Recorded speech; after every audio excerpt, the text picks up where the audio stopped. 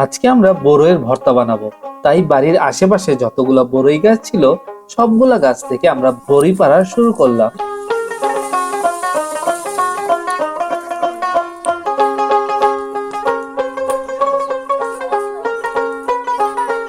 এ বাড়ি ও বাড়ি করে বিভিন্ন গাছ থেকে আমরা বড়ই পারলাম।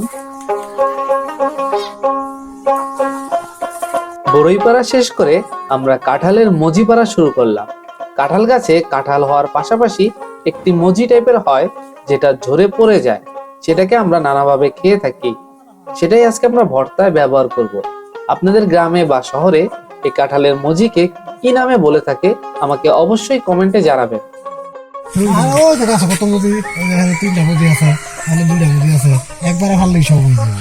আমাদের বড়ি পাড়া শেষ, মজি পাড়া শেষ, এখন যাবো ভর্তা বানাতে। সুন্দরভাবে মজি আর বড়ইকে ধুয়ে দেন আমরা মজিকে কুচি কুচি করব। আমরা ভর্তা বানাবো ঢেকিতে গিয়ে।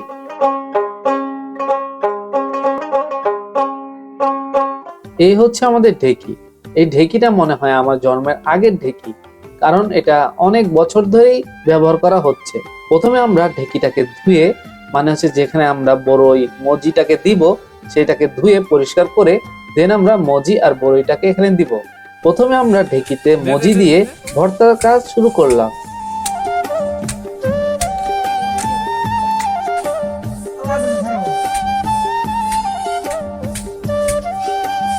মজি দেওয়া শেষ, এখন আমরা এক এক করে বড়ই দেওয়া শুরু করব।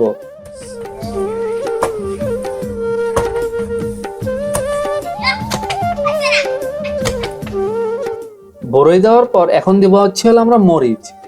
মরিচগুলোকেও ঢেকিতে পাড় দিয়ে পিষে ফেলবো। মরিচের পর এখন আমরা দিচ্ছি ভর্তাতে টমেটো, যেন স্বাদটা একটু সুন্দর হয়। ভর্তাতে লবণ দিব না তা কি হয়, এখন আমরা দিচ্ছি লবণ।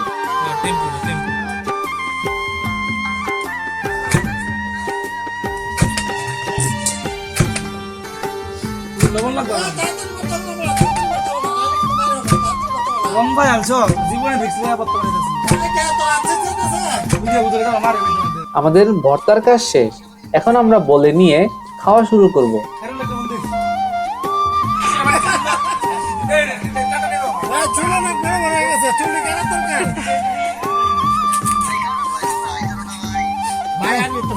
খাওয়া শুরু হয়ে গেছে।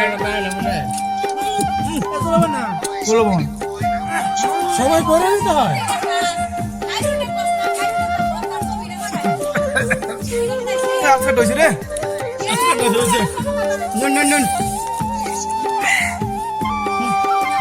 ভর্তাটা আসলে অনেক মজার হয়েছে।